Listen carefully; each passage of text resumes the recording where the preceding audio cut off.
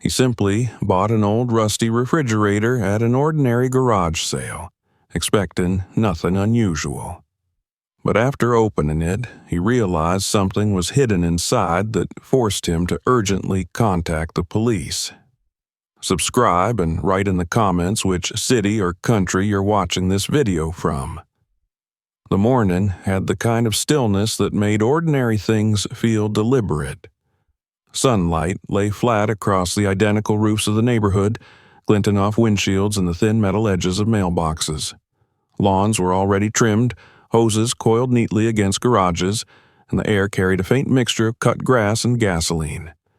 It was the kind of suburb where weekends moved slowly and predictably, where nothing truly unexpected was supposed to happen. Caleb Turner drove through it without hurry, one hand resting lightly on the steering wheel of his aging pickup. The truck rattled softly at low speeds, a familiar sound he no longer noticed. The bed was half filled with the tools he kept there year-round. A dented metal toolbox, a coil of rope, a pair of work gloves hardened by years of use. He wasn't heading anywhere important. Saturdays like this were for wandering, for following cardboard signs with crooked arrows that read "Garage Sale" in uneven marker, for stopping only when something caught his eye. He had learned long ago not to rush these mornings. Rushing led to mistakes, to buying things he didn't need, or passing over the one item that might be worth something later. He made a living doing odd jobs, fixing what other people had given up on. Broken appliances, rusted frames, furniture with loose joints and bad reputations. He didn't romanticize it. It paid the bills, kept his hands busy, and gave him a quiet sense of control. Things were simpler when you could see what was broken and understand how to make it work again. The sign that drew him in was barely holding together, taped to a wooden utility pole at the corner of a side street. The arrow pointed toward a cul-de-sac. The handwriting faded as if the sign had been reused more than once. Caleb followed it, easing the truck around a bend lined with tall maple trees and neatly trimmed hedges, until he saw the open garage at the end of the circle and the small crowd gathered around folding tables. He parked a short distance away and stepped out, the heat of the sun already warming the back of his neck. The garage sale looked like all the others. Cardboard boxes filled with old clothes, mismatched dishes laid out on a tablecloth that had seen better days, a lamp with a cracked shade leaning against a cooler. A couple in their late 30s moved between the tables, smiling politely at passers-by, answering questions with the practiced ease of people eager to empty their garage before the day grew too long. Caleb drifted through slowly, nodding to no one in particular. He picked up a wrench, tested its weight, set it back down. He flipped through a stack of vinyl records without recognizing any of the names. Everything felt familiar, almost boring, and that was usually a good sign. It meant there was time to notice the things other people overlooked. It was only when he stepped towards the far edge of the driveway that he saw it.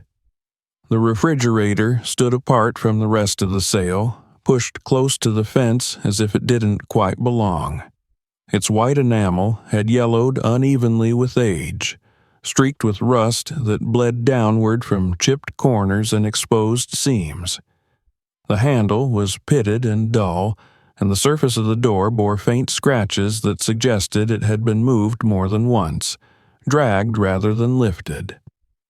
It was an old model, the kind that had been built to last decades longer than anyone expected, but something about it made Caleb slow his step. He circled it once, hands in his pockets. At first glance, it was just another dead appliance, too big and too awkward for most people to bother with. But as he drew closer, he noticed details that didn't quite add up. The door looked heavier than it should have been, sagging slightly on its hinges. Along the back edge, the metal had been welded in places where there shouldn't have been welds, the seams uneven and rough, as if the work had been done quickly and without concern for appearances. He reached out and pulled gently on the handle. The door opened with resistance, not the loose swing of an old refrigerator, but something tighter, more deliberate. Inside, the shelves were gone. The interior walls seemed thicker than normal, the space oddly shallow. Caleb frowned, tapping one knuckle lightly against the inner panel. The sound was dull, dense, not hollow the way it should have been. "Does it work?" he asked, glancing toward the couple near the tables. The man shrugged, offering a half smile. "Honestly, no idea. It was already here when we moved in, been sitting in the garage the whole time." The woman added, "We figured someone might want it for parts, or scrap." Caleb nodded, his attention drifting back to the refrigerator. "Previous owners leave it?" "Yeah," the man said. "The house was kind of a mess when we bought it. A lot of old stuff. We got rid of most of it, but this thing was heavy. Didn't seem worth the trouble." Caleb ran his fingers along the edge of the door, feeling the roughness of the metal. He noticed a faint outline where a manufacturer's plate might once have been riveted, now gone, the holes filled and painted over. That was strange. People didn't usually bother removing those. "How much?" he asked. The man laughed lightly. "Make an offer." Caleb thought for a moment, then named a price so low it was almost insulting. The man didn't hesitate. "Deal," he said, as if relieved the refrigerator would finally be someone else's problem. They shook hands, and the transaction was over as quickly as it had begun. Caleb fetched a dolly from the back of his truck and maneuvered it into place. As he tipped the refrigerator forward, its weight surprised him. He leaned back, bracing himself, muscles tightening as he guided it onto the dolly. The mass of it felt wrong, too heavy for something that was supposed to be mostly empty. As he rolled it toward the truck, one of the wheels on the dolly caught on a crack in the driveway. The refrigerator shifted abruptly, and from somewhere inside came a short, muffled thud. Not the rattle of loose metal or the clink of forgotten parts, but a solid sound, like something striking wood or packed fabric. Caleb froze for a fraction of a second. The man and woman both looked over. The woman's smile faltered just briefly before returning. "Careful," she said, "that thing's a beast." Caleb forced a grin and nodded, pushing the refrigerator the rest of the way without comment. He secured it in the truck bed with ropes, cinching them tight until the appliance barely shifted when he tested it. As he climbed back into the cab, he glanced in the side mirror. The couple stood at the end of the driveway, watching him leave longer than necessary. He told himself it was nothing. People watched buyers all the time, curious to see if the junk they'd been tripping over for years might finally be worth something to someone else. Still, the image stayed with him as he drove away, the neighborhood slipping past in neat rows of houses and trees. Back in his own driveway, Caleb unloaded the refrigerator alone, guiding it into the open garage with careful movements. The space smelled of oil and sawdust, familiar and reassuring. He shut off the engine and stood for a moment in the sudden quiet, listening to the ticking of the truck as it cooled. He rolled the refrigerator into the center of the garage and steadied it, wiping sweat from his forehead. Without really thinking about it, he placed one hand against the back panel and gave it a light push. Again, that dull, contained sound answered him from within. Caleb stepped back, studying the appliance under the harsh light of the bare bulb overhead. The rust, the welds, the missing label, the weight. Individually, none of it meant much. Together, they formed a pattern he didn't yet understand. He told himself he'd deal with it later. There was no reason to rush. He closed the garage door part way, leaving a strip of daylight along the bottom, and went inside to wash his hands. But even as he did, he felt a low, unfamiliar tension settle in his chest, a sense that the quiet routine of his morning had already shifted in ways he couldn't undo. When he returned to the garage and placed his palm once more against the refrigerator's side, he felt a faint vibration beneath the metal, subtle enough that he might have imagined it. He held his breath, listening. The refrigerator stood silent and inert, as lifeless as it appeared. Yet Caleb didn't move away. He stood there in the dim garage, the door half closed, the rusted appliance looming before him, and understood for the first time that he had brought something home that was never meant to be found. The refrigerator remained where Caleb had left it, standing in the middle of the garage like an accusation. The late morning light filtered through the narrow gap beneath the garage door, cutting a pale stripe across the concrete floor and stopping just short of its rusted base.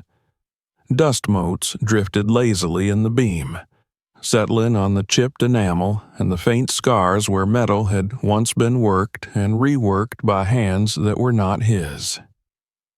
Caleb tried to go about the rest of his morning as if nothing had changed. He made coffee, drank it standing at the kitchen counter, stared out the window at his small backyard without really seeing it. The refrigerator intruded on his thoughts in quiet, persistent ways.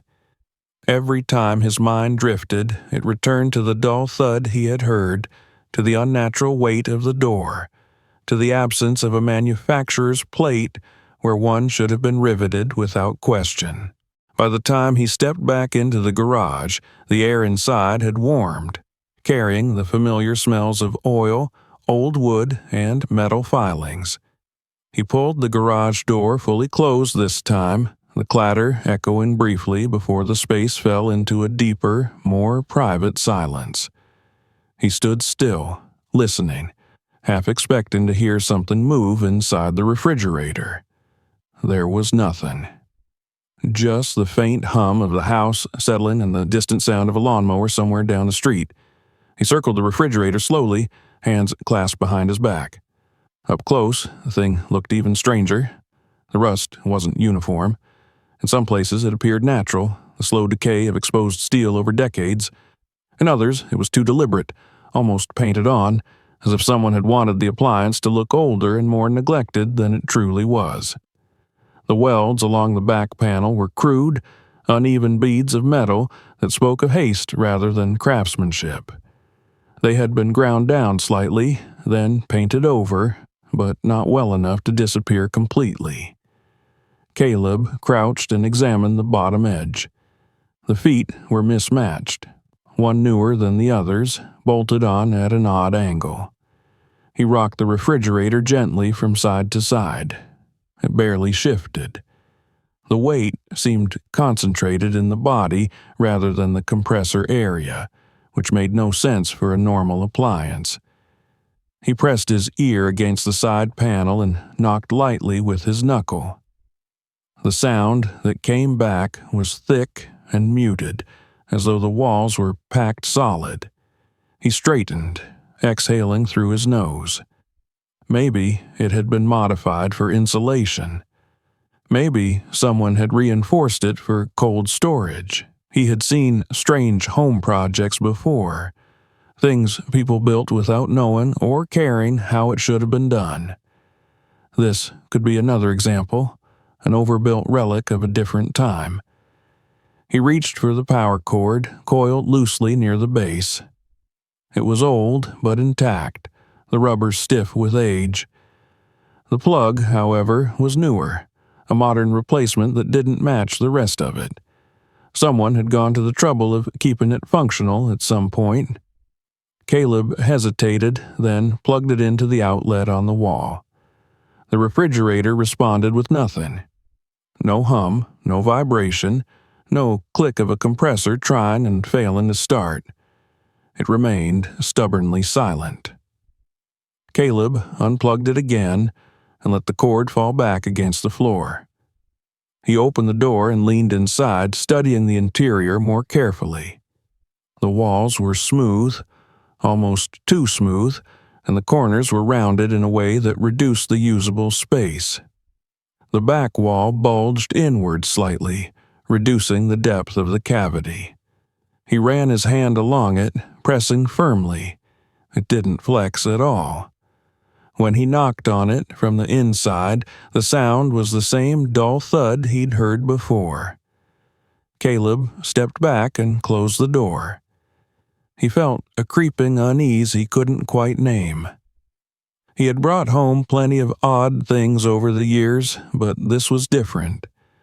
There was an intentionality to it that bothered him. This wasn't a broken refrigerator someone had abandoned out of laziness.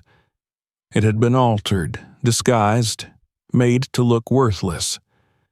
He told himself again that he was overthinking it. Still, he pulled a flashlight from his toolbox and shone it along the seams of the back panel. The light caught on something thin and uneven where two sections of metal met. It looked like a secondary layer had been added over the original shell. He traced the seam with his finger, feeling the slight ridge beneath the paint. A knock sounded at the side door of the garage, sharp and sudden enough to make him flinch. He turned, heart jumping into his throat, and waited a moment before answering. "Caleb?" a voice called. "You in there?" It was Mrs. Donnelly from next door, her voice carrying easily through the thin door. Caleb let out a breath and crossed the garage to open it. She stood there with a grocery bag in one arm, her gray hair pulled back in its usual tight bun. "Sorry to bother you," she said. "I saw your garage door earlier and thought I'd bring you some of those muffins I made. Too many for me to eat alone." "Thanks," Caleb said, accepting the bag with a smile that felt slightly forced. "Appreciate it." Her gaze flicked past him toward the refrigerator looming behind. "That's an old one," she remarked. "They don't make them like that anymore." "Picked it up this morning," Caleb said. "Garage sale." She nodded, then frowned faintly. "Looks heavy." "Yeah," he said. "It is." "Well," she said, adjusting her grip on her purse, "don't work too hard. It's supposed to get hot later." He watched her walk back toward her house, then closed the door and locked it, the click of the deadbolt sounding louder than usual. The brief interruption had done nothing to ease his nerves. If anything, it had sharpened them. He returned to the refrigerator and placed both hands flat against the back panel. He leaned in and pushed, testing it. The appliance barely moved. He shifted his weight, pushing harder. Again, that muted sound answered him, deeper this time, as if something inside had shifted slightly and settled again. Caleb stepped away and wiped his hands on his jeans. He scanned the garage, suddenly aware of how exposed it felt. The windows were small and high, but someone could still see in if they wanted to. He considered covering them, then dismissed the idea. That would only feed his growing sense of paranoia. He decided to take the back panel off. If there was nothing there, he would know and could move on. If there was something, then he would deal with it when he saw it. He gathered his tools and set to work, unscrewing the visible bolts along the edges of the panel. Some came free easily, others resisted, stripped and stubborn. He cursed under his breath, applying more force. When the panel finally loosened, it didn't come away cleanly. It stuck, as if held in place by something more than screws. He pried at the edge with a flathead screwdriver, working slowly to avoid bending the metal. The panel came off with a grating sound, revealing a second surface beneath. It was smoother, newer looking, and completely sealed. There was no compressor, no coils, none of the components he expected to see. Just a solid wall. Caleb stared at it, his pulse quickening. This was no refrigerator he had ever seen. He ran the flashlight over the surface. There were faint outlines where something rectangular had been welded shut. The metal bore scratches, shallow grooves left by tools. Someone had cut into this layer before and then closed it again. The garage felt suddenly too quiet. Caleb became acutely aware of the sounds beyond its walls. A car passing on the street, the distant bark of a dog, the hum of an air conditioner starting up nearby. Ordinary noises, but they made his isolation feel more pronounced. He tapped the inner wall with the screwdriver. The sound that came back was dense and close, like striking a safe. Caleb straightened slowly, his mind racing. There was no reasonable explanation for this. Whatever was inside this refrigerator, it was not meant to be accessed casually. It was not meant to be found at all. He thought of the couple at the garage sale, the way the man had shrugged when asked if it worked, the way the woman's smile had flickered when the refrigerator shifted and made that sound. He thought of the missing label, the deliberate rust, the extra weight. He considered stopping. He could put the panel back on, roll the refrigerator into a corner, and forget about it. He could even take it to the scrapyard and let someone else deal with it. The thought brought a brief sense of relief. Then his phone buzzed in his pocket. Caleb pulled it out and looked at the screen. An unknown number. He let it ring once, twice, 3 times, then silenced it. A moment later, a voicemail notification appeared. He didn't listen to it. Not yet. He stood there, the refrigerator looming behind him, the phone heavy in his hand. The ordinary logic of his life, the small rules he followed to stay out of trouble, felt suddenly inadequate. He had crossed a line simply by bringing this thing into his garage, by noticing what others had ignored. Caleb set the phone down on the workbench and picked up his flashlight again. He leaned closer to the sealed inner wall, tracing the faint outline of the welded rectangle with his fingers. Whatever was inside was packed tightly, deliberately, and hidden with care. Outside, a car slowed as it passed his house. He heard the crunch of tires on gravel, then the sound faded away. Caleb stepped back, his breath shallow, and glanced toward the garage door as if expecting it to open. It remained closed, solid, and unmoving. He was alone with the refrigerator and the growing certainty that he had stumbled into something far larger and more dangerous than a simple garage sale find. He shut off the overhead light and left the garage in half darkness, the refrigerator's pale shape barely visible. As he went inside, he locked the door behind him, the finality of the sound echoing in his ears. He knew he wouldn't sleep easily that night. The refrigerator waited, silent and patient, holding its secret just beyond his reach. Caleb did not sleep. He lay on his back in the dark bedroom, staring at the faint outline of the ceiling fan as it turned slowly above him, its soft clicking marking time more faithfully than any clock. Every creak of the house sounded amplified. Every distant noise from the street filtered into his thoughts and reshaped itself into something intentional. A passing car became a slow patrol. The rustle of wind against the siding sounded like footsteps pausing just outside. At some point near dawn, he stopped pretending he might rest and swung his legs over the side of the bed. The house felt unfamiliar in the early light, as if it had shifted overnight. He made coffee he barely tasted and stood at the kitchen window until the sky brightened from gray to pale blue. When the sun finally rose, it brought no relief, only clarity. Whatever was hidden inside that refrigerator would not disappear simply because he ignored it. He went to the garage as soon as the neighborhood began to stir, before curiosity or fear could talk him out of it. The door lifted with a mechanical groan, and the smell of cold metal greeted him. The refrigerator stood exactly where he had left it, its back panel removed, the sealed inner wall exposed like a wound that refused to close. Caleb shut the garage door behind him and slid the lock into place. He moved deliberately now, not rushed but purposeful, as if the decision had already been made and his body was simply following instructions his mind had finally accepted. He pulled on thicker gloves, the heavy leather ones he used when working with sharp scrap, and laid out his tools on the workbench with care. Screwdrivers, a pry bar, a small hammer, a cordless drill, and finally the angle grinder, its disc nicked from previous jobs.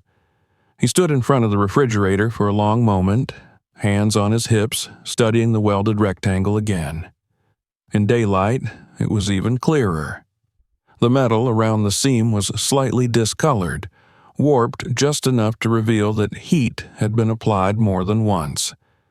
This was not a factory job. Someone had cut into this cavity, sealed it, reopened it, and sealed it again. That alone told him whatever was inside had mattered enough to revisit. Caleb started with the least destructive option. He ran the drill along the seam, testing for weak points, but the bit skidded uselessly across the hardened weld. He tried the pry bar next, slipping its edge into the narrowest gap he could find and leaning his weight against it. The metal resisted stubbornly, bending only a fraction before snapping back into place. He stepped away and wiped sweat from his brow. His heart was pounding harder now, not from the exertion but from the steady realization that he was no longer simply investigating an odd appliance.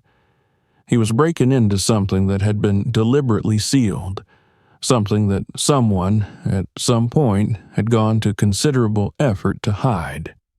The angle grinder whined to life, its sudden noise harsh in the confined space. Sparks flew as the disc bit into the metal, showering the concrete floor with brief, angry light. Caleb worked slowly, tracing the outline of the rectangle, stopping often to let the metal cool and to listen. Each time he paused, the silence felt heavy, expectant. When the final cut was made, he shut off the grinder and stood back, breathing hard. The rectangle did not fall away on its own. He tapped it lightly with the hammer. It shifted just enough to confirm it was free. Caleb hooked his fingers into the edge and pulled. The panel came loose with a low, grinding sound, and a breath of air escaped from the cavity behind it. The smell that followed was faint but unmistakable, a mix of old oil, dry fabric, and something else, something musty and enclosed for far too long. It was the smell of time, trapped and compressed. Inside the cavity, packed so tightly it seemed impossible they had fit, were several rectangular bundles stacked with careful precision. They were wrapped in thick, yellowed cloth, each layer darkened with oil and sealed along the edges with hardened wax. The bundles were arranged like bricks, leaving no wasted space, no room for movement. Caleb stared at them, his mind momentarily blank. This was no casual hiding place. This was storage. Long-term, deliberate storage. He reached in and touched the nearest bundle. It was solid, heavier than it looked. He lifted it out of the cavity and set it gently on the workbench, as if sudden movement might damage it or trigger something unseen. The cloth crackled faintly under his fingers, stiff with age. He stood there for several seconds, simply looking at it. Part of him expected an alarm to sound, or the garage door to rattle, or his phone to ring again. None of that happened. The house remained quiet. Caleb picked up a utility knife and carefully sliced along the waxed seam. The blade met resistance at first, then slid through with a soft, tearing sound. He peeled back the cloth, layer by layer, until the contents were revealed. The sight made his breath catch. Inside was a tightly bound stack of paper, its edges perfectly aligned. It was wrapped again in thin oilskin, which he peeled away with trembling fingers. When the paper was finally exposed, he recognized it immediately, even before he saw the markings. Money. Not modern bills, not the colorful polymer notes he handled occasionally, but old paper currency, thick and cream-colored, with ornate designs and seals he had only ever seen in photographs. The ink was dark and crisp, the paper surprisingly firm. These were not random old bills stuffed into a drawer. They had been preserved. Caleb lifted the stack and felt its weight, real and undeniable. He flipped the top bill just enough to glimpse the serial number, then stopped himself. His hands were shaking now. He set the money down and leaned back against the workbench, trying to steady his breathing. This was no longer something he could explain away as a strange DIY project or an eccentric hoarder's stash. This was serious. This was criminal. He glanced toward the garage door again, half expecting to see the handle turning. Nothing moved. Caleb returned his attention to the cavity and carefully removed another bundle, then another, laying them out in a neat row on the bench. Each was identical in size and weight, each wrapped with the same obsessive care. There were more than he had expected, enough that the total amount of money, whatever it was, would be significant beyond anything he had ever handled. At the back of the cavity, behind the bundles, he noticed something different. A thinner package, wrapped in cloth, but without the same rigid structure. He reached for it and pulled it free. This one was lighter. When he opened it, he found folded papers, their edges brittle with age. There were several items: yellowed documents typed on thin stock, handwritten notes in careful script, and a small stack of black and white photographs held together with a rusted paper clip. Caleb picked up the photographs first. They showed people, places, moments frozen in time. A man standing beside an old car, his face partially obscured by shadow. A woman holding a child, her expression caught between a smile and something more guarded. A rural road stretching into the distance, marked on the back with a date written in pencil. The dates stopped him cold. They were old, not decades old, nearly a century. He set the photographs down and unfolded the documents. The typeface was formal, precise. He recognized some of the language immediately: references to deposits, transfers, certificates. This was not a diary or personal correspondence. It was financial, official, the kind of paperwork that left trails people tried very hard to erase. At the bottom of the stack was a folded sheet of heavier paper. Caleb opened it slowly, his heart pounding louder with every movement. It was a map. Not a printed one, but a hand-drawn map, detailed and meticulous. Lines traced roads and waterways. Symbols marked landmarks. Notes in the margins referenced distances and directions, some of them crossed out and rewritten. This was not an idle sketch. It was a working document, refined and corrected over time. Caleb spread it flat on the workbench and studied it. He recognized none of the places immediately, but the style was unmistakable. Whoever had drawn this had known exactly what they were doing. The map was meant to lead someone to a specific place, using clues only the intended reader would understand. He felt a chill that had nothing to do with the temperature in the garage. Money, documents, photographs, a map. This was a package of evidence, not a random collection of valuables. Someone had hidden not just wealth, but information. Caleb stepped back and looked at the refrigerator again, now gutted and silent. The appliance suddenly seemed less like an object and more like a message. It had been designed to disappear into the background, to sit unnoticed in garages and basements, passed from one owner to the next without question. It was the perfect hiding place because no one ever looked twice at an old refrigerator. His phone buzzed again. The sound made him jump. He grabbed it from his pocket and looked at the screen. The same unknown number. This time, a text message followed immediately after the missed call. "Did you find what you were looking for?"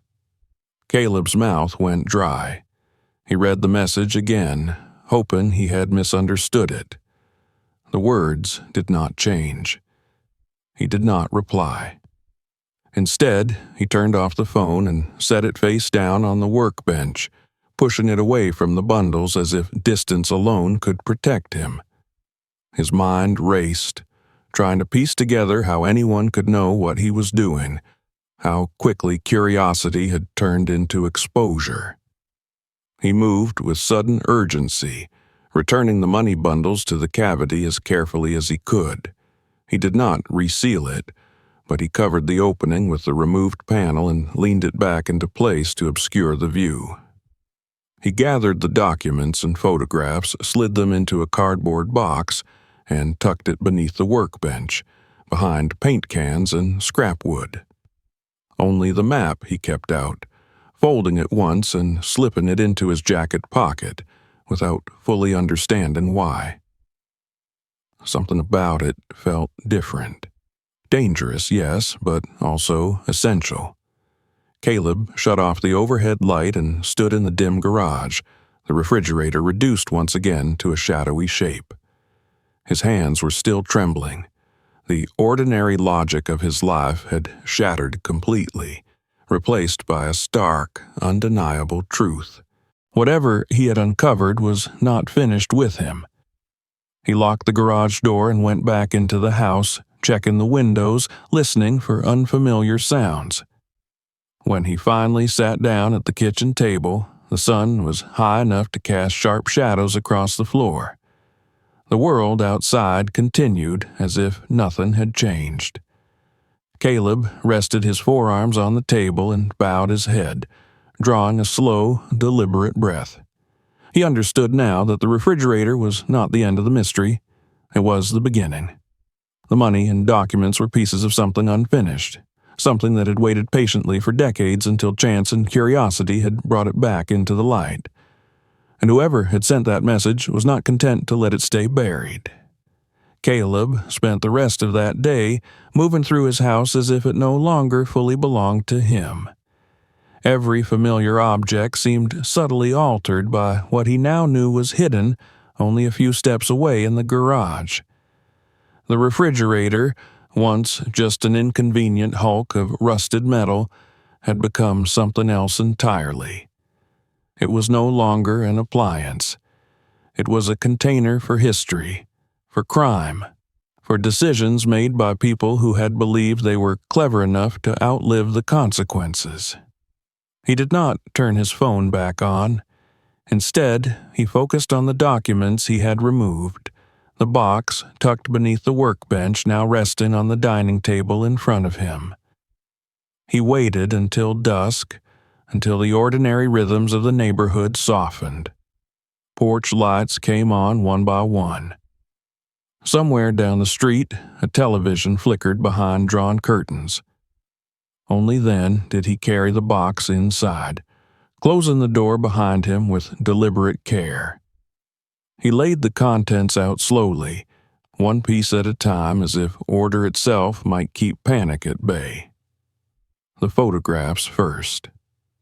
He studied them under the bright kitchen light, turning each over to read the faint pencil marks on the back.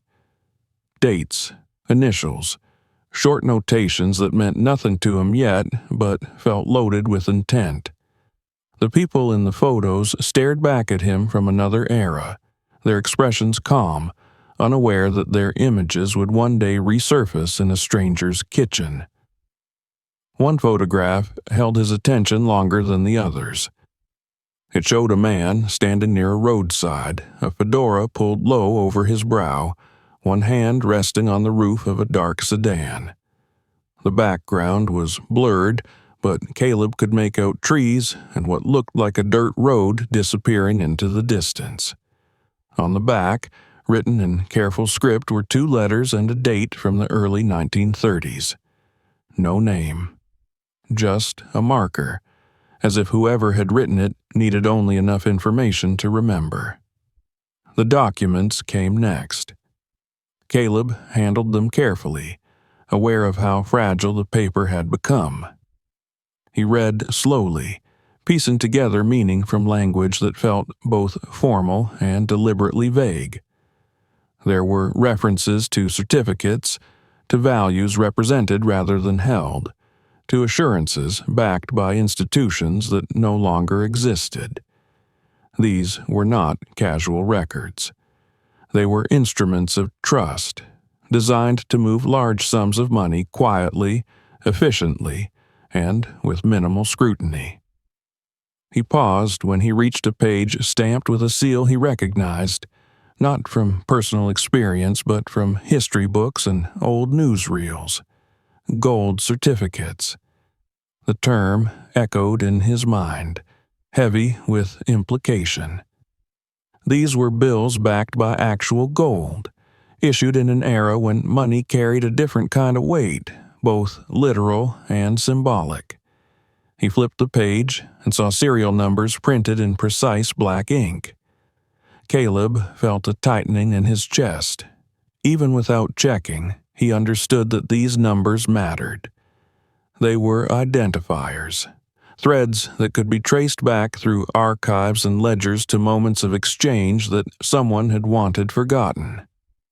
He sat back in his chair and stared at the spread of papers, suddenly acutely aware of how dangerous knowledge could be.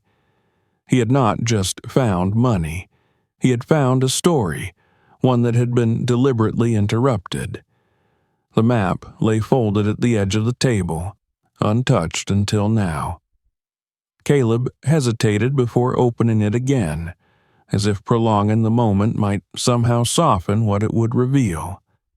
When he finally unfolded it, the paper crackled softly, the sound unnervingly loud in the quiet kitchen. He spread it flat and leaned over it, tracing the lines with his eyes. The map was more complex than he had first realized. It wasn't a single route, but a network of paths, some emphasized, others crossed out and replaced. Landmarks were indicated not by names, but by symbols. A triangle near a bend in a river. A circle beside a road intersection. Short notes in the margins referenced distances measured in paces rather than miles. Caleb recognized none of the locations outright, but something about the layout felt deliberate, systematic.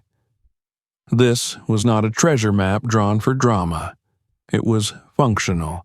It assumed the reader already knew the terrain, that the symbols would trigger memory rather than discovery.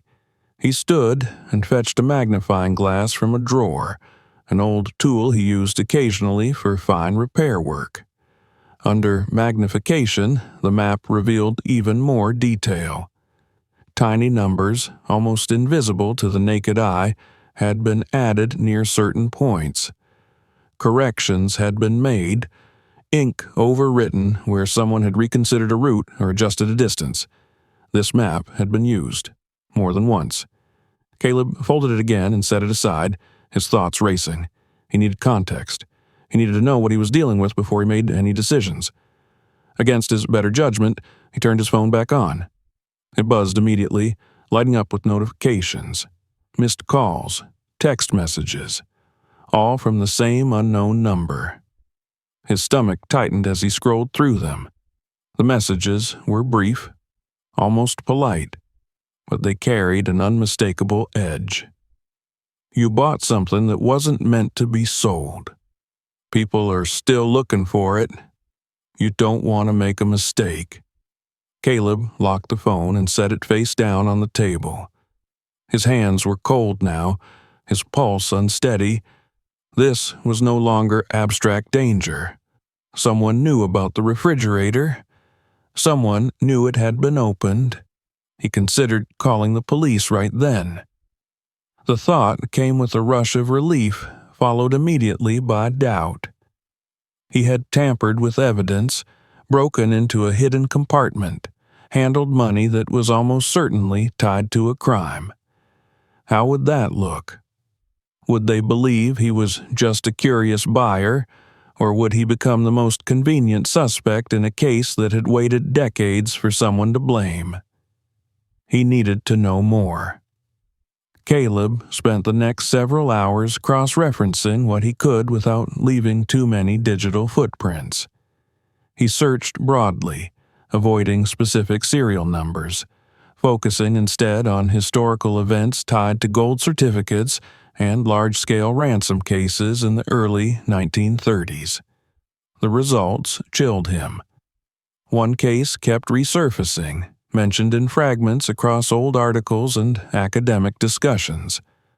A high-profile kidnapping that had gripped the nation, involving an enormous ransom paid in gold-backed bills. The crime had been partially resolved, the main perpetrators caught and punished, but a portion of the money had never been recovered. Investigators had suspected an accomplice, someone who had skimmed a share and disappeared quietly. Caleb leaned back in his chair, his mind buzzing. He did not need confirmation to feel the weight of the connection. The timeline matched. The type of money matched. The deliberate hiding of documents and a map suggested preparation, paranoia, and a long-term plan to survive betrayal. The refrigerator made sense now in a way that was deeply unsettling. It was portable, unremarkable, a perfect disguise for something meant to be moved, hidden, and eventually retrieved. Whoever had built it had understood human behavior as well as mechanics. People ignored old appliances. They passed them on without question. Caleb's gaze drifted toward the window, where the reflection of his own face stared back at him. He looked older than he had that morning, his eyes shadowed by fatigue and something closer to fear. He realized then that his life had already begun to fracture along invisible lines. Even if he handed everything over to the authorities tomorrow, there would be no erasing what he had seen or the choices he had already made. A sound outside snapped him back to the present. Gravel crunching under tires. A car slowing near his house. He rose quietly and moved to the window, peering through a narrow gap in the blinds. A dark sedan idled at the curb, its engine running. The driver remained inside, face obscured by shadow. After a moment that stretched uncomfortably long, the car pulled away, disappearing down the street. Caleb exhaled shakily and stepped back from the window. His decision crystallized in that moment. He could not sit and wait, hoping this would resolve itself. Nor could he go blindly to the police without understanding the full scope of what he had found. He returned to the table and picked up the map again, holding it with renewed focus. Whatever this was, whatever danger it represented, the map was the key. It pointed somewhere specific, somewhere the people contacting him believed still mattered. Caleb folded the map carefully and slipped it into a manila envelope. He gathered the photographs and documents and returned them to the box, hiding it once more beneath the workbench in the garage. He paused there, listening, before replacing the inner panel over the cavity in the refrigerator. He did not reseal it. He only obscured it, buying himself time. When he finally went to bed that night, sleep came in short, uneasy stretches. His dreams were filled with images of rusted metal and paper marked with numbers that refused to stay still. By morning, his course was set. He would not run. He would not confront whoever was watching him directly. He would follow the map, and in doing so, He would step fully into the unfinished story that had been waiting, hidden in plain sight, for nearly a century. Caleb woke before dawn with the taste of metal in his mouth and the sensation that he had already been running for hours. For several seconds he lay still, listening to the house breathe around him, cataloging every sound until it settled into the ordinary. No footsteps, no doors, no engines idling outside, just the low hum of the refrigerator in the kitchen, the quiet tick of cooling pipes, the distant bark of a dog announcing nothing in particular. It took effort to remind himself where he was and what he had decided. The map, the documents, the money hidden behind a wall of welded steel in his garage, and the messages that had stopped just short of a threat but carried one anyway. He got up slowly, careful not to turn on lights too early. The sky outside was still dark, the neighborhood reduced to silhouettes and dim porch bulbs. He brewed coffee and drank it sitting at the table, the manila envelope with the map resting in front of him like a sleeping animal. He did not open it yet. He already knew what it contained. What he needed now was confirmation, context, something solid enough to anchor his next move. By mid-morning, he had locked himself into a routine designed to look normal from the outside. He showered, dressed, stepped out briefly to collect the mail. A neighbor waved. He waved back. The performance felt hollow but necessary. Whoever was watching him, if anyone was, would notice a sudden change in behavior. Caleb did not intend to give them that satisfaction. When he finally sat down at his computer, he did so with care. He wiped his browser history first, powered the machine down, and restarted it, as if that might somehow reset the danger along with the software. He knew better, but rituals had a way of calming the mind. He began broadly, searching for public information, avoiding names and numbers. He read about the era, about the way money moved in the early 20th century, about crimes that had shaped policy and paranoia in equal measure. Again and again, he found himself circling back to the same infamous kidnapping, the same unresolved questions. Articles spoke of a ransom paid under intense pressure, of marked bills meant to trap the criminals, of a portion of the money that vanished as if swallowed by the earth. One article, buried deep in an archive, mentioned a hand-drawn map found among the belongings of a suspected accomplice who had died before he could be questioned. The map had been dismissed as meaningless, too vague to act on, its symbols indecipherable without context. It had been catalogued, photographed, and eventually forgotten. Caleb stared at the screen, his pulse quickening. He did not need to see the image to know. The description alone was enough: a hand-drawn map, symbols instead of names, corrections in ink. He closed the browser abruptly, as if the information itself were dangerous. His hands were shaking now, not with fear exactly, but with a growing sense of inevitability.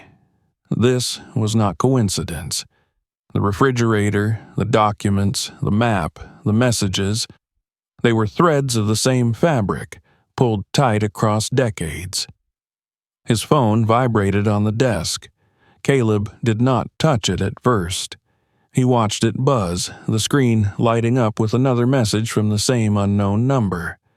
When it stopped, he picked it up slowly and read, "You're taking too long." A second message followed almost immediately. "That never ends well."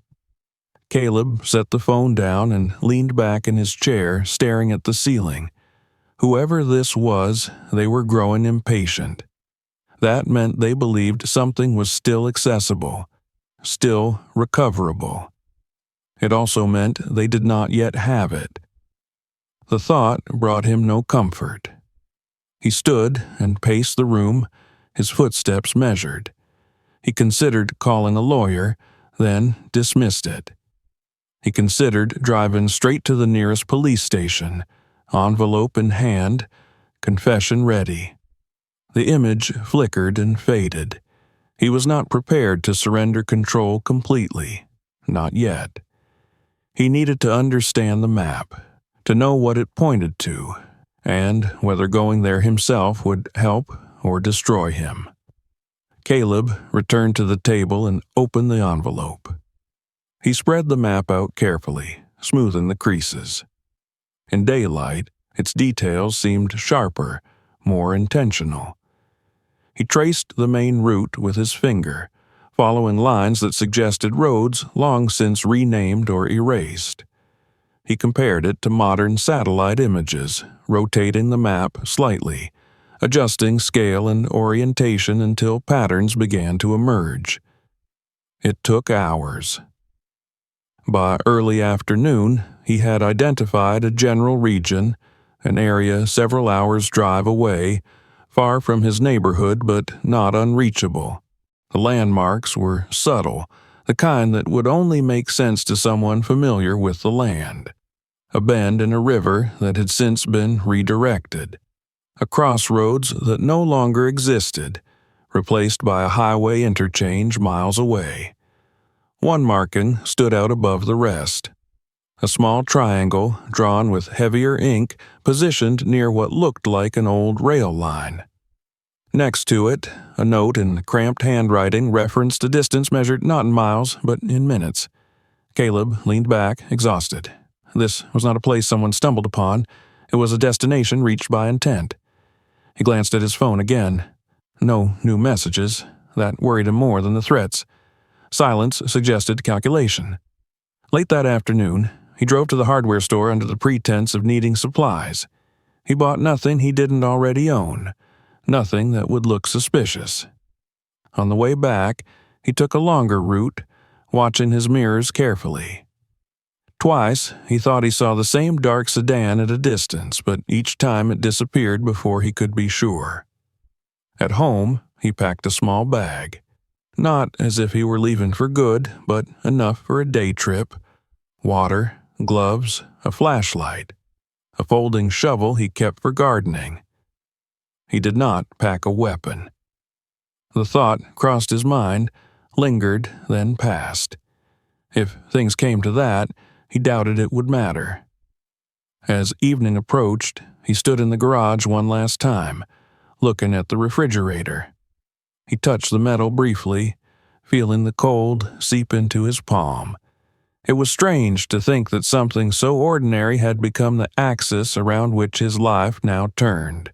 He did not take the documents or the money with him. That felt like a line he was not yet ready to cross. Instead, he photographed the map carefully, from multiple angles, then returned the original to the envelope and hid it again. If he did not come back, at least a record would exist. Just before sunset, his phone buzzed again. "Don't go alone," the message read. Caleb stared at it for a long time, his mind racing. It was not a command. It was advice, or a warning, or perhaps a test. He did not reply. He left the house as darkness settled, locking the door behind him with deliberate care. As he drove away, the streetlights flickered on one by one, illuminating a neighborhood that would sleep peacefully, unaware of the history and danger slipping quietly past it. The road ahead stretched long and uncertain, and Caleb understood, with a clarity that bordered on dread, that whatever waited at the end of the map's path would not be content to remain buried. The road out of town felt longer than it should have, as though distance itself had decided to stretch. Caleb drove with both hands on the wheel, posture rigid, eyes moving constantly between the dark ribbon of asphalt ahead and the rearview mirror. The sky was heavy with low clouds, swallowing the last traces of daylight and pressing the world into a narrower, more uncertain shape. Every mile marker passed like a quiet countdown. He had chosen not to leave in the middle of the night. Something about that felt too much like running. Instead, he had waited until the hour when traffic thinned but had not vanished entirely, when his departure could still be explained away as ordinary. Even so, the act of leaving carried weight. Each turn took him farther from the small, controlled space of his life and deeper into a story that no longer belonged to the past. Caleb kept the radio low, the murmur of voices and music serving as a fragile tether to normalcy. He did not listen to the words. His mind was occupied with the map, its lines and symbols replaying behind his eyes. He had memorized as much of it as he could, the triangle near the old rail line, the distances measured in minutes, the subtle corrections that suggested trial and error. Whoever had drawn it had not trusted memory alone. They had expected to come back. The first hour passed without incident. Then the road narrowed, the houses thinning out until they were replaced by long stretches of dark fields and clusters of trees that leaned inward like silent observers. Caleb checked his mirrors again and saw headlights far behind him. At first, they seemed harmless, another car moving at a similar pace, but when he changed lanes and the headlights followed, a thin line of unease tightened in his chest. He told himself not to overreact. People shared roads. Coincidences happened. Still, when he took an exit he did not strictly need to take and the car followed, the unease sharpened into something colder. Caleb's pulse quickened. He adjusted his speed slightly, then more deliberately. The car behind matched him, maintaining distance without closing the gap. The headlights never wavered. They were patient. He considered pulling over, forcing a confrontation in a public place, but the exit had led him onto a quieter road, flanked by dark trees and occasional reflectors that flashed briefly in his peripheral vision. There were no gas stations, no diners glowing invitingly in the dark, just the road, the trees, and the steady presence behind him. After several tense minutes, he slowed and signaled, turning onto a narrow side road that branched off like an afterthought. Gravel crunched beneath his tires. For a moment, the headlights behind him disappeared, and he felt a surge of relief so strong it left him lightheaded. Then, the headlights reappeared, swinging onto the same road. Caleb exhaled slowly, forcing his grip on the wheel to remain steady. Panic would not help him now. He drove on, the road winding through a sparse forest, the canopy overhead blocking what little light the moon might have offered. The map had led him this way for a reason. He only hoped that reason did not end with him alone on a dark road. Ahead, the trees thinned and the road opened into a wide gravel clearing. An old sign stood at the edge, its lettering faded beyond recognition. Beyond it, barely visible, ran the raised embankment of an abandoned rail line, the tracks long since removed, but the shape of the route still clear against the land. Caleb slowed and pulled into the clearing, cutting his headlights and coasting to a stop. For a moment, there was only darkness and the ticking of his engine as it cooled. He waited, listening. The other car did not follow him into the clearing. Instead, it slowed on the road, headlights sweeping briefly across the open space, then continued on, disappearing into the trees beyond. The sudden absence felt almost as unsettling as the pursuit. Caleb waited another full minute before moving. When he finally stepped out of the truck, the air was cool and damp, carrying the smell of earth and decaying leaves. He grabbed his flashlight and swept the beam across the clearing, revealing nothing but scattered stones and the ghostly outline of the rail embankment rising beyond. He climbed the embankment slowly, boots sinking slightly into the soft ground. At the top, he paused and turned off the flashlight, letting his eyes adjust. The landscape was quiet in a way that felt deliberate, as if sound itself had been dampened.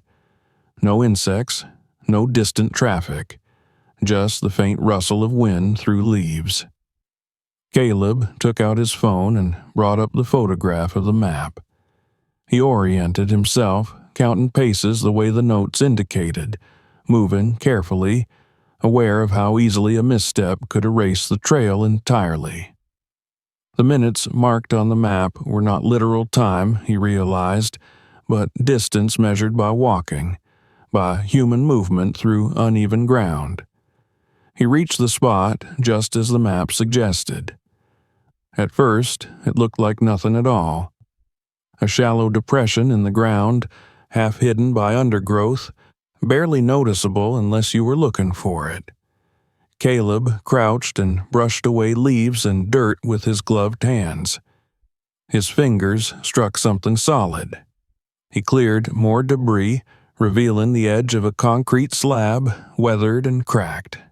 It was small, no larger than a manhole cover, and partially sunken into the earth. A metal ring protruded from one side, rusted but intact. Caleb sat back on his heels, heart pounding. This was it, or part of it. He hesitated, scanning the surrounding area once more before grasping the ring and pulling. The slab resisted at first, then shifted with a groan of protesting metal and stone. Caleb leaned his weight into it until the slab tipped and fell aside with a dull thud. Beneath it was darkness. He aimed the flashlight downward, the beam cutting through the black to reveal a narrow concrete shaft descending several feet into the ground. At the bottom, something metallic glinted faintly. Caleb swallowed and climbed down carefully, bracing himself against the sides. The air grew cooler as he descended, heavy with the scent of damp concrete and old rust. When his boots touched the bottom, he shone the light around and felt a shock of recognition. There was a container there, not large, but unmistakable. A heavy metal box, its surface scarred and dented, a padlock hanging open and useless from one corner. It had been forced at some point, the metal bent inward. Caleb approached slowly and knelt, shining the light inside. The box was empty. He stared into it for a long moment, his mind struggling to reconcile the absence with everything that had led him here. The map, the refrigerator, the messages, the pursuit. This place should have held something. It should have been the answer. Instead, it was proof. Someone had been here before him. Someone had followed the map, or their own version of it, and taken whatever had once been stored here. The emptiness was not failure. It was confirmation that the map was real, that the refrigerator's contents were a part of a larger system. Caleb climbed back out of the shaft and stood in the clearing, the flashlight beam shaking slightly in his hand. His phone buzzed in his pocket. He pulled it out and saw a new message. "You're standing in the right place." A second message followed. "You should have stayed home." Before Caleb could respond, headlights flared at the edge of the clearing. A car rolled in slowly, deliberately, its engine idling low. Caleb turned, his heart hammering, and took a step back. The car stopped several yards away. The driver's door opened, and a figure stepped out, remaining in shadow. Caleb did not run. He stood his ground, the cold night air filling his lungs, the weight of everything he had uncovered pressing down on him. He understood now that this was no longer about curiosity or even survival. It was about control, about who held the last pieces of a story that refused to stay buried. The figure spoke, voice calm and unhurried, carrying easily across the clearing. "You weren't supposed to come alone." Caleb tightened his grip on the flashlight, its beam flickering between them. The unfinished business of the past had finally caught up, and there would be no retreat from what came next. The man did not step closer right away. He remained near the car, one hand resting casually on the open door, his posture relaxed in a way that felt practiced rather than natural. The headlights stayed on, backlighting him so that his face remained unreadable, reduced to a silhouette edged in pale glare. The clearing seemed to shrink around them, the trees forming a dark wall that pressed inward. Caleb's mind raced through possibilities, none of them good. Run, and he would be visible, slow on uneven ground. Fight, and he would be outmatched before he even understood the rules. Speak, and risk saying the wrong thing. He chose the only option that bought time. "I didn't know I needed company," Caleb said, his voice steadier than he felt. The man chuckled softly. "People never do. That's usually how they end up in trouble." He took a few steps forward, just enough for the light to catch a part of his face. He was older than Caleb had expected, late 50s perhaps, with gray at his temples and lines around his eyes that spoke of habitually controlled expressions. He wore ordinary clothes, jeans, and a jacket that could have belonged to anyone. There was nothing overtly threatening about him, and that was what made him dangerous. "You've been busy," the man continued, "opening things that stayed closed for a long time." Caleb felt a surge of anger beneath his fear. "If you know that much," he said, "then you know I didn't steal anything. I bought a refrigerator at a garage sale. Everything else followed." The man nodded slowly, as if conceding a point in a private debate. "That's true," he said, "you didn't steal it. That doesn't mean it was ever meant to be yours." The implication hung between them, heavy and deliberate. Caleb glanced past the man toward the car, half expecting to see another figure step out. No one did. "What do you want?" Caleb asked. "For you to stop," the man replied without hesitation. "You've seen enough. You've proven the map was real. That should satisfy your curiosity." "And the messages?" Caleb said. "The following me? That's just concern for my well-being?" The man's smile faded slightly. "That's insurance," he said. "Same reason the refrigerator existed in the first place." Caleb's grip tightened on the flashlight. "You're connected to this?" he said. It wasn't a question. "Yes," the man said, "in a way that doesn't benefit from official attention." For a moment, neither of them spoke. The night pressed in, the silence punctuated only by the distant creak of trees shifting in the wind. Caleb realized then that the man was not here to negotiate. He was here to assess, to decide how much of a problem Caleb truly was. "What happens now?" Caleb asked. The man studied him carefully. "That depends on what you do next." Before Caleb could respond, the distant sound of an engine cut through the quiet. Not one, but several. Headlights flickered through the trees on the far side of the clearing, moving fast, purposeful. The man's expression changed instantly. The relaxed calm vanished, replaced by something sharper, more alert. He turned his head slightly, listening, then swore under his breath. "That's unfortunate," he said. The vehicles burst into the clearing moments later, red and blue lights flashing violently against the darkness. Tires skidded on gravel. Doors slammed. Voices shouted commands that echoed off the trees. "Police! Hands where we can see them!" Caleb froze, shock washing over him. He had not called them. He had not had time. Yet here they were, sudden and overwhelming.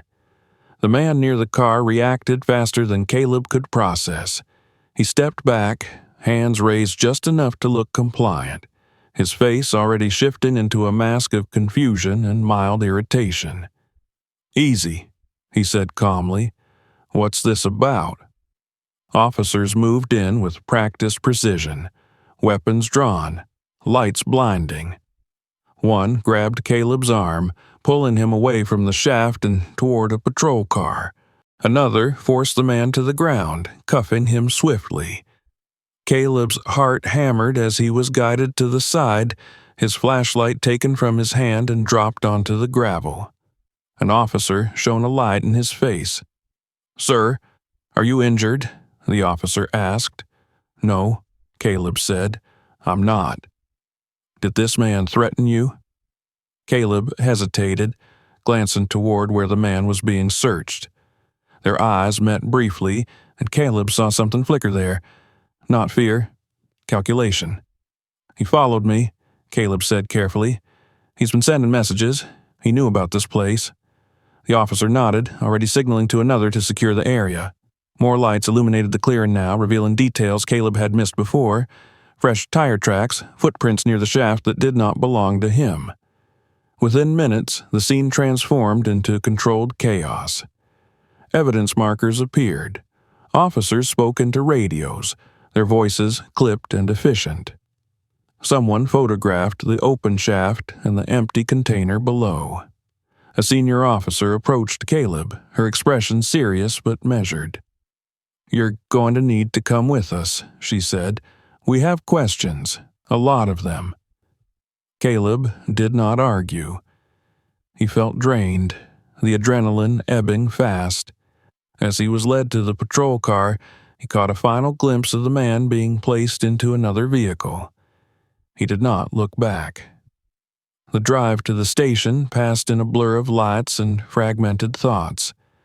Caleb replayed the night in his head, the map, the pursuit, the confrontation. He wondered who had tipped the police off and why now. Had the man miscalculated? Had someone else been watching both of them? At the station, the questions began almost immediately. They took him to a small interview room, bare except for a table and 2 chairs. An officer brought him water, then left him alone for several minutes that felt much longer. When the door finally opened, 2 investigators entered, one older, one younger, both carrying folders thick with paper. They introduced themselves and got straight to it. "Tell us about the refrigerator," the older investigator said. Caleb took a breath and began at the beginning. The garage sale, the weight, the welded panel, the money and documents. He spoke slowly, carefully, leaving nothing out. He described the messages, the map, the decision to follow it. The investigators listened without interruption, occasionally exchanging glances or jotting notes. When he finished, the younger investigator slid a photograph across the table. It showed a stack of old bills laid out under fluorescent light, evidence tags attached. "Do these look familiar?" she asked. Caleb nodded. "Yes." "Gold certificates," the older investigator said. "Serial numbers match a ransom list from a 1932 kidnapping case." The words settled heavily in the room. "We've been looking for those bills for decades," he continued. "They were marked, recorded. Most of the ransom was recovered, not all of it." Caleb swallowed. "The map?" he asked. The younger investigator leaned forward. "That map fills a gap we've never been able to close. We believe it leads to the original drop site, or one of them, the place where a part of the money was diverted." "And the man?" Caleb asked. The older investigator's expression hardened. "He's connected, not directly to the original crime, but to its aftermath. Family, inheritance, people who spent their lives protecting something they didn't earn." Caleb leaned back, exhaustion washing over him. "So, what happens to me?" "You're a witness," the investigator said. "A crucial one. You did the right thing coming out here, even if you didn't realize it." Caleb thought of the messages, the pursuit, the man's calm confidence. "He didn't think you'd show up," he said. "No," the investigator agreed. "And neither did we. Someone else tipped us off. An anonymous call, Gave us your name, your vehicle, and the location. Caleb frowned. Who? The investigator shook his head. We don't know, yet. The implication lingered. The story was not finished. Someone else still held pieces of it. They kept Caleb at the station until morning, taking a formal statement, photograph in his hands, cataloging his belongings. He was treated with professional courtesy, but the gravity of the situation never eased. When they finally released him, the sun was rising, casting long shadows across the parking lot. An officer walked him to his truck. You should be careful, she said quietly. People don't like losing things they've protected for a long time. Caleb nodded, too tired to respond. As he drove home, the world felt altered, sharper around the edges. The empty roads, the early morning light, the ordinary rhythm of life resuming all felt unreal. He knew that his involvement had not ended with one night in the woods. It had only changed shape. When he pulled into his driveway, he noticed immediately that something was wrong. The garage door stood slightly open. His stomach clenched as he parked and approached cautiously. Inside, the refrigerator was still there, but the space around it had been disturbed. Boxes shifted, tools moved. The cardboard panel he had used to obscure the cavity lay on the floor. They had been here. Caleb stood in the quiet garage, the weight of that realization settling over him. The police had one piece of the story now. He had another. And somewhere, unseen, someone else still held a stake in how it would end. He closed the garage door slowly, deliberately, knowing that the past had reached into his life and would not let go easily. The garage felt different now, emptied of its illusion of privacy. Caleb stood just inside the door for a long time without moving, his eyes adjusting to the familiar space that no longer felt familiar at all. The refrigerator loomed against the far wall, silent and inert, yet it carried more weight than ever. It was no longer simply the object that had started everything. It was evidence, history, and a reminder that chance had a way of selecting its witnesses without warning. He did not touch anything at first. The police had already been here once, but whatever intrusion had happened while he was gone had not been official. That much was obvious. Tools were out of place in subtle ways. Nothing overturned or smashed, just shifted enough to tell him that someone careful had moved through the space. Someone who knew what they were looking for and what they were willing to leave behind. Caleb closed the garage door and leaned his back against it, exhaling slowly. The events of the night replayed in fragments. The clearing, the empty metal box, the calm voice in the dark, the sudden arrival of flashing lights. It felt less like a memory and more like a sequence of images borrowed from someone else's life. Inside the house, his phone buzzed again. He flinched, then steadied himself and went inside, closing the door behind him. The screen lit up with a number he now recognized, not from contacts but from repetition. This time there was no message, just a missed call. He stared at it, then powered the phone off completely and set it on the counter. The silence that followed was thick, almost physical. Later that morning, a black sedan pulled up in front of his house. Caleb watched from the window, his body tensing automatically, until he recognized the woman who stepped out. The senior investigator from the night before moved with the same controlled confidence, a folder tucked under her arm. He opened the door before she knocked. "We need to talk," she said, her gaze flicking briefly past him into the house. "May I come in?" Caleb stepped aside and let her enter. She did not waste time with pleasantries. They sat at the kitchen table, the same place where he had first spread out the documents, though now the surface was bare. "We finished a preliminary analysis," she said, opening the folder. The refrigerator was modified sometime in the late 1930s. The welds, the materials, the techniques all point to that period. It wasn't built for one job. It was built to last. Caleb nodded slowly.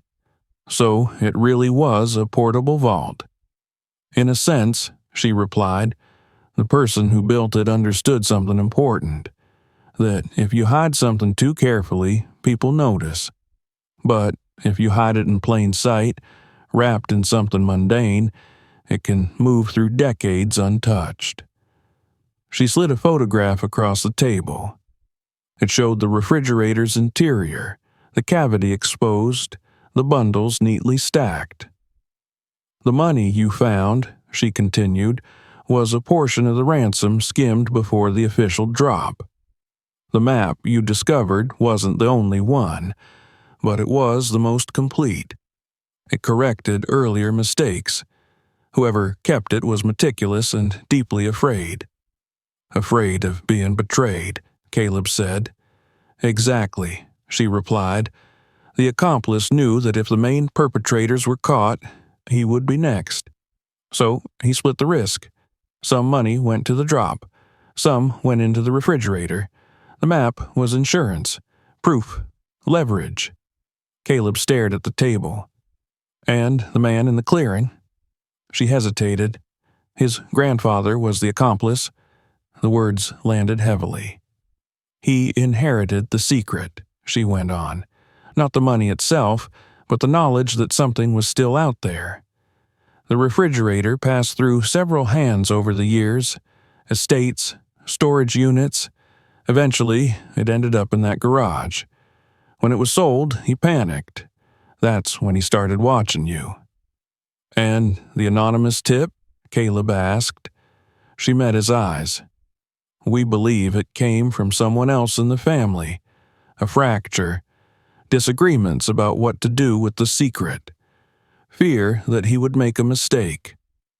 Caleb leaned back, absorbing it all. So it was only a matter of time. Yes, she said quietly. You just happened to be the one who opened the door. They sat in silence for a moment, the weight of generations pressing into the small kitchen. What happens now? Caleb asked. The remaining evidence has been secured, she said. The map, the documents, the money.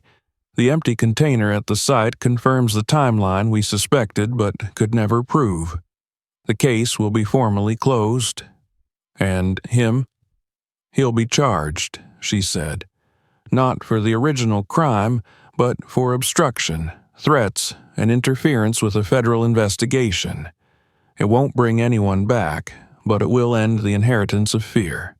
She stood and gathered her folder. You'll be mentioned in the report, she added. Your cooperation was crucial. Caleb walked her to the door. When she left, the house felt quieter than before, as if something essential had been removed along with the danger. News of the discovery broke 2 days later. Caleb saw it first online, then on television. Headlines spoke of a cold case finally resolved, of ransom money hidden for nearly a century, of a chance purchase at a garage sale that changed everything. His name appeared briefly, then vanished, replaced by broader language about a private citizen. Neighbors began to look at him differently. Some asked questions he didn't answer. Others avoided him entirely. Reporters came once, then again, then stopped when it became clear he had nothing more to say. The refrigerator was removed by authorities the following week. Watching it be loaded onto a flatbed, Caleb felt a strange mix of relief and loss. It had been a threat, a burden, but also the catalyst for something larger than his own life. When the truck drove away, the garage felt oddly empty. Time passed. Slowly, the tension eased. The messages stopped. The sense of being watched faded into memory. Caleb returned to his routines, though they no longer felt as solid as before. He still visited garage sales, still fixed broken things, but with a new awareness of how easily the ordinary could conceal the extraordinary. One evening, months later, he stood in the garage, staring at the faint rust stain left on the concrete where the refrigerator had stood. It would fade eventually, scrubbed away by use and time, but for now it remained, a quiet marker. Caleb understood then that the story had never truly been about the money. It was about fear passed down like an heirloom, about secrets kept too long, about the fragile illusion that the past could be controlled if it was hidden well enough. He turned off the light and closed the garage door, the sound echoing softly in the stillness. Inside the house, life went on, ordinary and unremarkable, exactly as it should. Somewhere, in archives and evidence rooms, the truth now rested in folders and files, finally at peace. And Caleb, an accidental witness, carried forward the knowledge that the most dangerous things were often the ones everyone learned to ignore.